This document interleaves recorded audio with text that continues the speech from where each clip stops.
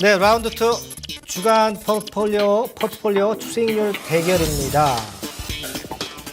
자, 우리가 이 주간 포트폴리오는 2주간 일정으로 하는 거죠. 그래서 1주가 지났습니다. 1주가 지났고 이번 주에 종목을 교체하실 분은 교체하고 그대로 가져가실 분은 가져가고 그런 식으로 해서 다음 주 월요일에 최종 결과와 수익률을 보게 돼 있죠.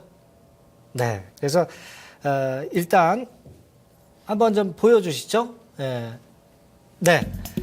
자, 그래서 지금까지 나왔던 것이 네, 읽어주시죠, 전문가님. 네, 지금 네, 이제 월요일 팀 우리 전정현 전문가님은 S맥하고 알톤 스포츠에다 반반씩 비중을 실으신 거죠? 네. 예, 그렇죠. 그리고 저는 이제 Y솔이라는 종목하고 넥슨 GT 이 두 종목에다 역시 반반씩 비중을 실었습니다.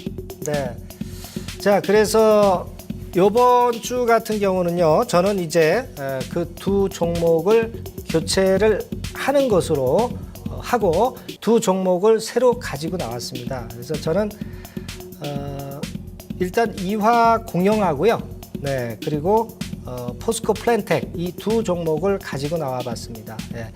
그럼 네, 황윤석 전문가님은 그대로 네, 유지하시는 거죠? 예, 그대로 네. 가져가기로 했습니다. 네, 그대로 예. 일관성 있게 가져가시기로 한 부분이고요. 자, 그래서 일단 제가 먼저 그 S맥하고 알톤 스포츠 잠깐 리뷰 드리고 이화 공영 그리고 포스코 플랜텍 설명을 드리도록 할게요. S맥 같은 경우는 괜찮죠? 네, 모양 괜찮습니다. 밑에서 위쪽으로 꽤 올라왔고요. 다만 이제 오늘 거래가 좀 많이 터졌어요. 제가 요 부분이 조금은 이제 찜찜했어요. 네, 거래 많이 터지면서 차익 매물이 좀 많이 흘러나오는 그런 측면들이 있기 때문에 그 부분을 좀 고려해서 1단계적으로 교체하는 전략을 가져가는 전략을 말씀을 드리고 새로운 종목으로 이제 교체를 하는 거죠.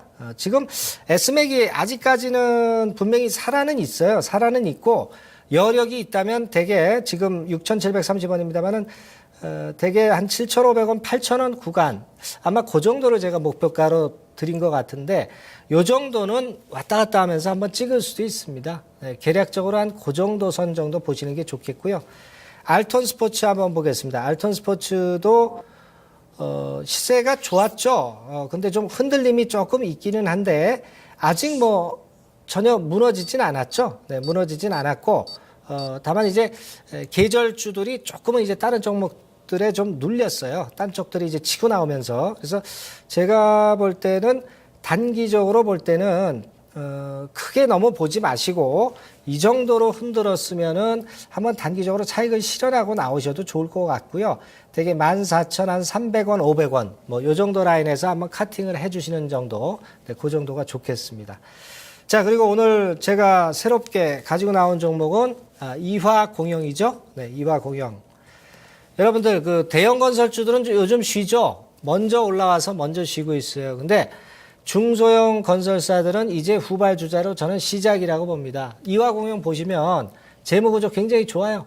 자산가치 좋습니다. 예. 그래서 이런 종목이라면 괜찮고 지금 차트를 봐도 바닥 구성한 이후에 매물을 좀 소화하면서 치고 나갈 수 있는 그런 모양이라고 저는 봅니다. 예. 그렇죠? 지금 현재 모양이라면 좀 더 치고 나갈 개연성이 상당히 많고요. 그 측면에 좀 집중을 좀 해야 되겠고 실적은 지금 현재 그렇게 크게 나쁘지는 않고요. 자산 가치에 주목을 해야 됩니다. 재무구조 좋다 말씀드렸고요. 그래서 매수가는 이제 내일 시초가로 결정이 되겠고요. 목표가는 되게 조금 높이 봤습니다. 그래서 금년도 고점인 4,700원 선까지 봤고요. 손절가 라인은 4,000원 그렇게 지시해 드리겠습니다. 자, 그리고 두 번째 종목은 이제 포스코 플랜텍이라는 종목이죠. 포스코 플랜텍. 예. 자, 이 종목, 지금 포스코 그룹이죠. 포스코 그룹인데, 원래는 에너지 종합 그룹으로 보시면 돼요. 플랜트 쪽입니다. 근데, 공시 내용을 한번 잘 보세요. 공시 내용 잘 보시면, 건설 사업으로 업종을 변경을 했어요, 여러분들. 예. 건설, 토목 건설 쪽이에요. 토목건설 요즘 되는 쪽이죠. 그래서 제가 볼 때는 해양 쪽 부분을 좀 접으면서 그쪽으로 전향한다. 자, 그래서 지금 최근에 기관들이 괜히 들어오는 게 아니다. 그렇게 저는 봅니다. 포스코 그룹 그 후광 효과가 있을 거 아니에요. 공사 잘 따낼 수 있지 않겠습니까? 미래 성장성을 보는 거예요. 지금 재무제표 보면 계속 적자죠. 그걸 생각하시면 안 되고요. 보다 멀리 보실 필요가 있어요. 왜 기관들이 사는가? 왜 업종 변경을 과연 했는가? 네, 이런 부분을 보신다면은 되게 제가 말씀드린 이유가 나올 거라고 봅니다. 그래서 이 종목은 그 내일 시초가로 역시 매수가 되는 것이고요. 목표가는 이전에 한두 달 전 고점보다 조금 높은 한 4,300원 정도 라인 보시고요. 손절가는 3,690원으로 제시해 드리겠습니다. 네. 전문가님. 네. 네. 지금 수익 극대화 차원에서 종목 교체를 하신 거죠. 네. 네. 그래서 네.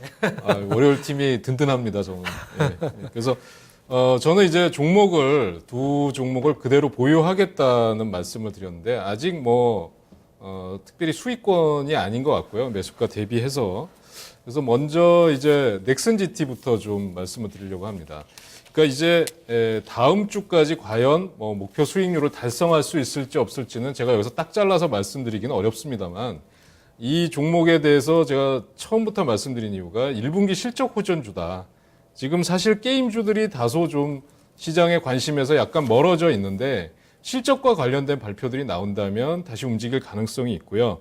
오늘 시장에서 보니까 단기 조정이 마무리되는 국면을 보여주고 있었습니다. 중국의 바이두 모바일하고 몬몬몬이라는 중국 서비스 계약을 하면서 중국 시장 진출을 하고 있는데 이 모바일 게임주들의 특성이 중국 시장에 진출해서 바로 성패가 갈린다는 거죠. 시장에 원래 일정대로 진입을 했느냐, 그 진입을 해서 바로 가시적인 성과가 나타나느냐, 이런 것들을 좀 주목을 하셔야 될 것 같습니다. 그래서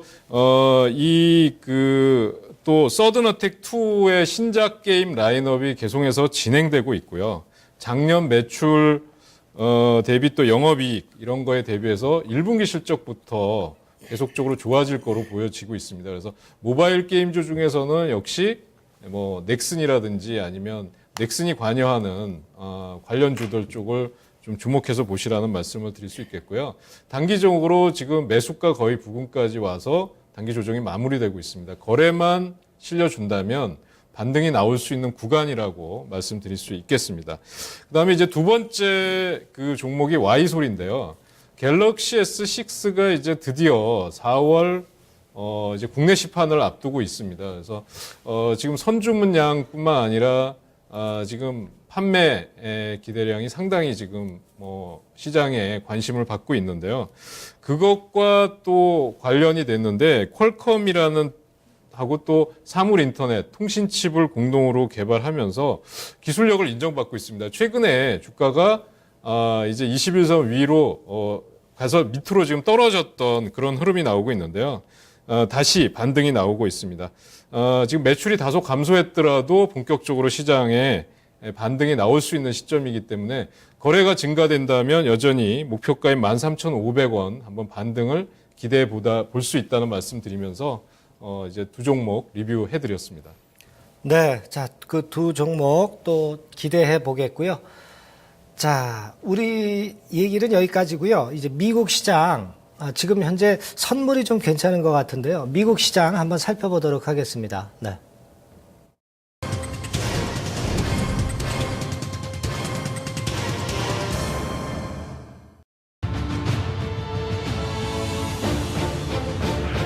안녕하십니까. 미국 현지에서 김선영입니다. 지난주에 급락세에서 벗어나 뉴욕 증시 개장 초 3대 지수 모두 지수별로 1에서 1.5%대의 강한 상승세를 보이고 있습니다. 지난 금요일 샌프란시스코에서 열린 연준의 토론회에 참석했던 제넷 옐렌 의장이 올해 내로 기준금리가 인상될 가능성이 높지만 그 속도는 매우 점진적일 것이라는 발언을 한 것이 투자자들에게 안도감을 가져다 주고 있는 가운데 세계 최대의 반도체 업체 인텔이 동종업체 알테라를 100억 달러에 인수한다는 소식 등이 겹치면서 증시 호재로 반영이 되고 있습니다. 여기에 중국 증시가 정부의 추가적인 경기 부양책에 대한 기대감으로 인해 7년 내 최고치로 올라선 것도 증시에 긍정적으로 작용하는 모습인데요.